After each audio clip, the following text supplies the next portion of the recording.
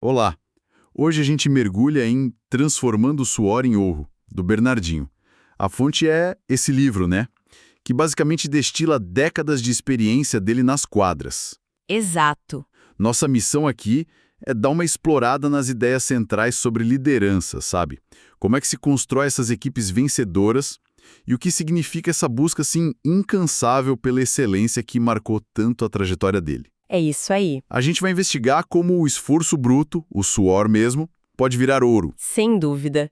E é um material assim que vai muito além do voleibol, né? Com certeza. As lições sobre disciplina, aquela disciplina férrea mesmo, como superar limites, gerenciar pessoas, que não é fácil, e cultivar uma mentalidade vencedora. Nossa, Tudo isso, ressoa em qualquer área, seja no mundo corporativo, na vida pessoal. verdade. O interessante é ver como esses princípios não ficaram só na teoria, né? Foram aplicados ali na prática sob uma pressão enorme. Exato. Então, vamos começar por aí, pela forja do líder. É curioso, né? O próprio Bernardinho se descreve como um jogador reserva, sem muito brilho técnico, lá na famosa geração de prata. Sim, ele fala isso. Como que essa experiência que parece secundária ali no banco pode ter sido tão crucial para formar o técnico que ele se tornou depois? Olha, essa posição de reserva parece ter sido um verdadeiro laboratório de observação para ele. Um laboratório. É. Fora da ação imediata, ele tinha uma visão privilegiada, sabe? Do jogo, dos comportamentos, das táticas do adversário, da própria equipe. Ele pôde analisar o que funcionava, o que não funcionava, sem o calor do momento, né? Entendi. É uma perspectiva diferente, que permite um aprendizado mais analítico, eu diria. Mas essa observação do banco não podia ter gerado, sei lá, frustração, até ressentimento em vez de aprendizado. O que no relato dele sugere que ele conseguiu canalizar isso de um jeito positivo. Acho que aí entra a personalidade dele, né? Aquela teimosia que o próprio Benesse, o primeiro treinador, identificou lá atrás. Ah, o Bené. Ele transformou a limitação em motor. Em vez de ficar ressentido, parece que ele usou esse tempo para entender o jogo em profundidade, talvez até mais do que alguns titulares que estavam focados só na execução ali na hora. Mais sentido. Ele estava aprendendo a ler o jogo e as pessoas. A limitação acabou virando um diferencial estratégico para ele depois. Falando no Bené, tem aquela história, nossa, muito marcante. O Bené expulsava o Bernardinho dos treinos quando ele brigava com o irmão, mas não fazia o mesmo com o irmão. É verdade, ele conta isso. E anos depois, veio a explicação. O Bené sabia que a paixão, a persistência iam trazer o Bernardinho de volta. Mas talvez o irmão não voltasse. Nossa, A lição ali era: exige-se mais de quem tem mais a dar. Isso aponta muito para a importância de conhecer a fundo cada pessoa, né? Para motivar direito. exatamente. É a personalização da motivação levada ao extremo, assim. Não tem receita de bolo, né? Não mesmo. O Bené não viu nele só um talento técnico fora de série, talvez nem isso, mas viu uma persistência, uma capacidade de voltar mesmo depois da adversidade, algo fora do comum. E ele potencializou isso. Entendi. Lembra um pouco o caso do Cafu no futebol, sabe? Reprovado em um monte de peneiras, Sim. mas com determinação, seriedade, virou capitão do Penta. Talvez os métodos de avaliação da época focassem demais no virtuosismo ali na hora e perdiam essa força interior, essa capacidade de superação. Então, a lição central aqui parece ser que a liderança eficaz começa com um diagnóstico preciso, né? Das motivações, do potencial de cada um. E aí você adapta a abordagem, a exigência. Não é aplicar uma fórmula única para todo mundo. Perfeito. É entender o botão certo para apertar em cada indivíduo, como o Bené fez quase que intuitivamente ali, e essa base de observação, de persistência, levou ele a sistematizar as ideias dele. Sim. E aí que surge a roda da excelência. Ele se inspirou na pirâmide do sucesso do John Wooden, o técnico de basquete lendário. Isso, do Uden. Mas ele quis criar algo mais dinâmico. No centro tem o eixo, a busca incessante pela excelência. E ao redor, girando, 6 componentes: trabalho em equipe, Liderança, motivação, perseverança. obstinação, superação, que ele junta num só. Exato. E comprometimento, cumplicidade. E, por fim, disciplina, ética, hábitos positivos. Ufa! É, bastante coisa. E o fundamental é que essa roda não é estática, né?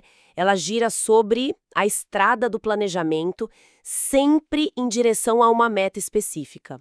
Certo. A chave é a interação constante, o equilíbrio dinâmico entre esses componentes todos. Não adianta ter, muita motivação sem disciplina ou ter liderança sem trabalho em equipe. Um depende do outro. Entendi. E a definição de sucesso, também inspirada no Wooden, é muito poderosa. Não é só ganhar do adversário, é alcançar a paz de espírito por saber que você se esforçou ao máximo para ser o melhor que você pode ser. O foco é no processo, então, no empenho total. Exatamente. Essa ideia de ser dinâmica é interessante. Como que essa interação entre os componentes da roda funciona na prática? Como ele usava isso para tomar decisões, por exemplo? Imagino que não seja só um desenho bonito na parede, né? De forma alguma.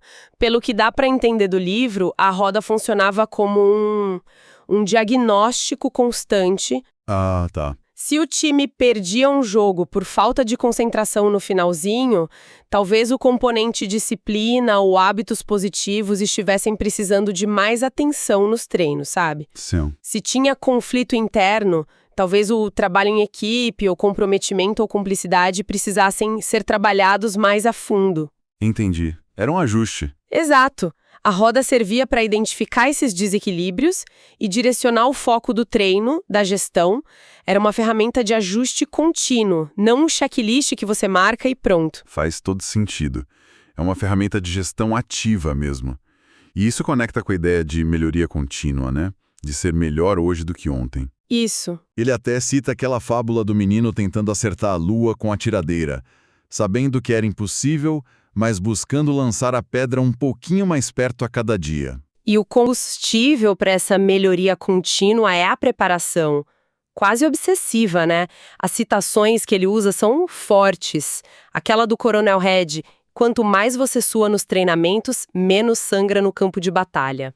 Pesado. E a do Bob Knight, que ele adotou como mantra: a vontade de se preparar precisa ser maior que a vontade de vencer. A vitória é vista como consequência quase inevitável dessa preparação extrema. E não faltam exemplos concretos disso, né? Aquela história do treino improvisado no estacionamento de asfalto lá em Amsterdã, porque o ginásio estava fechado por feriado. Nossa, essa é clássica. Mostra uma mentalidade de sem desculpas, né?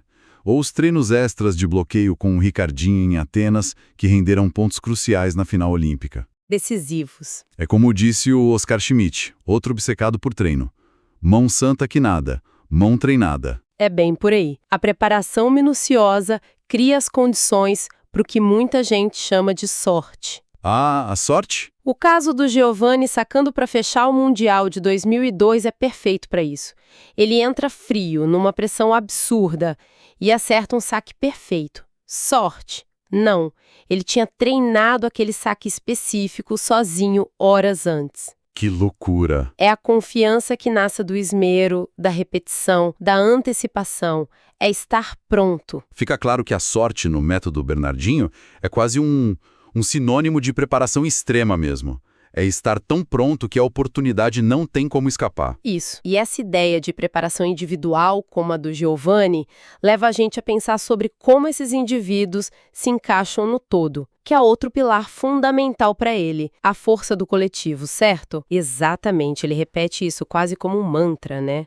No fim das contas, são as pessoas que fazem a diferença. Sempre. E no vôlei, que é um esporte essencialmente coletivo, onde a única ação realmente individual é o saque, isso se torna ainda mais crítico.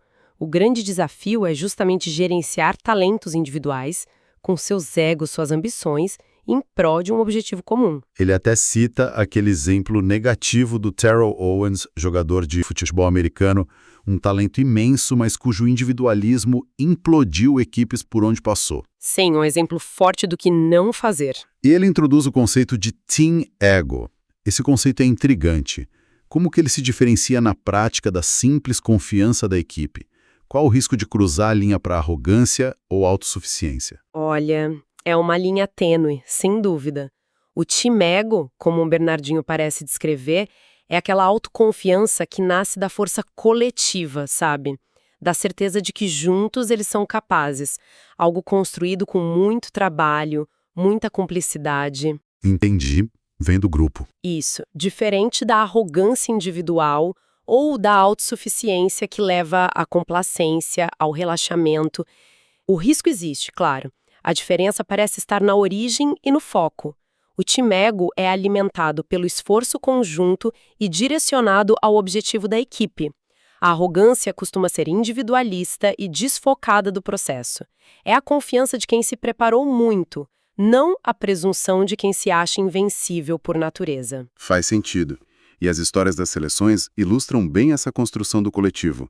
Eu lembro Dona Alberto contando sobre a decisão da equipe masculina de 2002 de dividir os prêmios individuais igualmente entre todos os 19 membros, incluindo a comissão técnica. Nossa, isso é muito forte. Mandou uma mensagem poderosa sobre o valor de cada um, né? Poderosíssima. Mostra que o sucesso é de todos, não só das estrelas que aparecem mais na foto. Ou o Giovani, já super consagrado, aceitando voltar para a seleção em 2001 como soldado raso, sem status de general, só para somar ao grupo. Verdade. São exemplos de humildade e foco no objetivo maior que contrastam muito com a cultura de estrelismo que a gente vê em tantos lugares. Isso ecoa demais no mundo corporativo, né? Naquela discussão, premiar indivíduos ou equipes.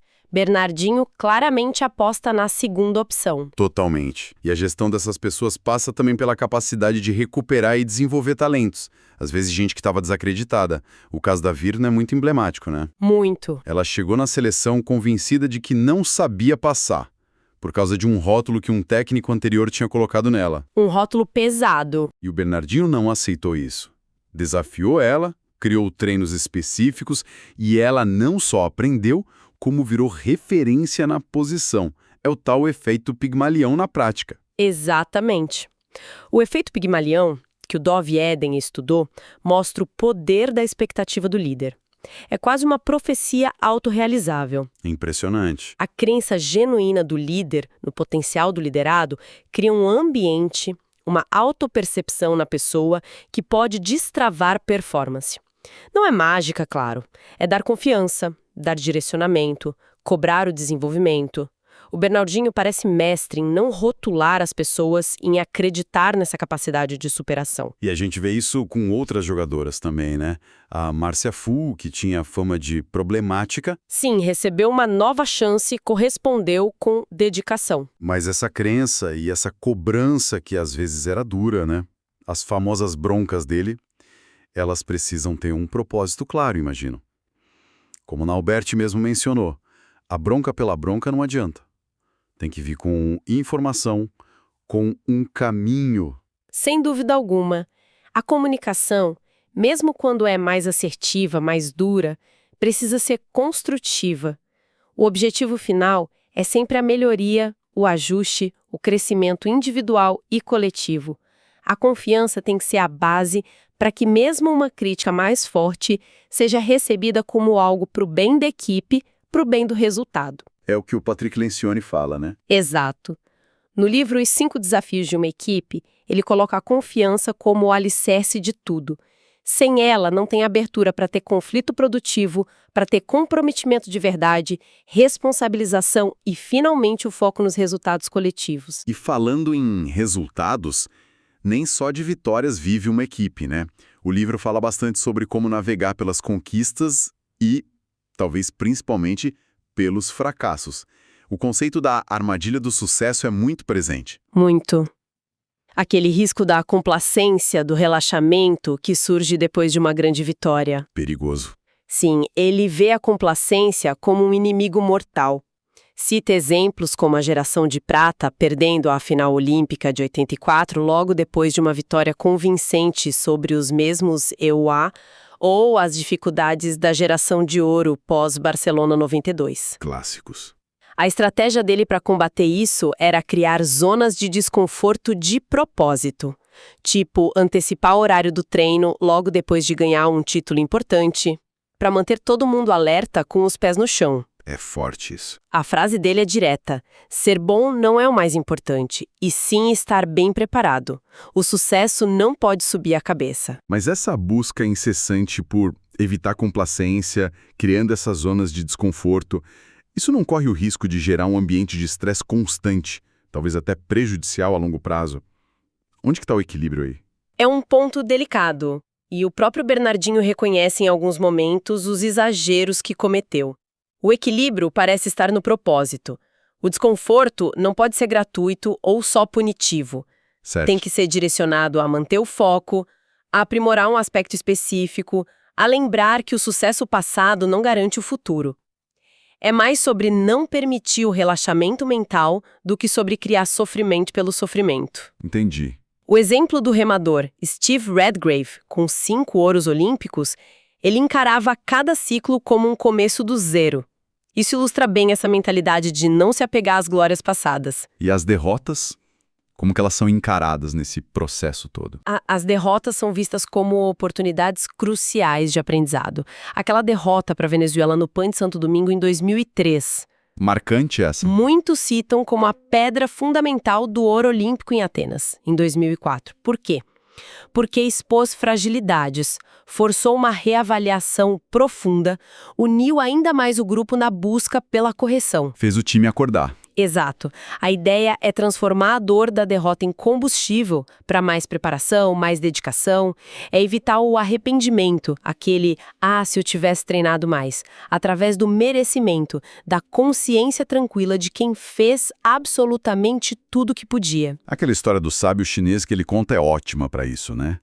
Ter um livro com 2 páginas. Nos momentos de tristeza, ler Isso Vai Passar. E nos momentos de alegria, ler Isso Também Vai Passar. Manter o equilíbrio emocional, sempre. Perfeito, sobre resiliência e análise fria. Tanto a vitória quanto a derrota são, no fundo, dados. Dados para análise, para ajuste. Não são pontos finais, nem motivo para euforia ou desespero que durem para sempre. É manter a cabeça no lugar. A chave é essa capacidade de extrair aprendizado das duas situações e manter o foco no próximo desafio, gerenciando a pressão externa que no Brasil, a gente sabe, é sempre imensa, né? Com certeza. Bom, resumindo então nossa conversa. A gente explorou como o Bernardinho forjou a liderança dele lá na observação, na persistência, desde o banco de reservas. Isso. Dissecamos a roda da excelência como esse mapa dinâmico, ancorado na preparação quase obsessiva e na força do coletivo. Fundamental. Vimos a arte de gerenciar talentos e egos, sempre priorizando o nós sobre o eu. E analisamos como vitórias e derrotas se tornam nas mãos dele ferramentas de aprendizado, de ajuste contínuo. Uma jornada intensa, né? De transformar esforço em resultado. E fica muito claro que esses não são só princípios esportivos. São lições de gestão, de vida mesmo, aplicáveis a qualquer cenário que envolva pessoas buscando um objetivo comum. Transcende o esporte, né? Totalmente. A busca pela excelência como um processo contínuo, a valorização do preparo minucioso, o poder da união, da complementariedade entre as pessoas, a liderança pelo exemplo e a resiliência diante das adversidades. Ele mesmo leva isso para outras áreas, como no Instituto Compartilhar, mostrando que esses conceitos são universais. Verdade. E para nossa reflexão final, então, o Bernardinho expressa no livro aquele sonho de um time chamado Brasil, mais coletivo, focado no bem comum. Um sonho bonito. Fica a provocação. O que seria preciso para que esses princípios, excelência, trabalho em equipe, liderança servidora, preparação incansável que funcionam tão bem no esporte de alto rendimento, pudessem, sei lá, permear mais a nossa sociedade, nossas empresas, nossas comunidades? É a grande questão, né? Que pequenos treinos a gente pode fazer no nosso dia a dia para fortalecer o nosso próprio time, seja ele qual for? Fica aí para pensar.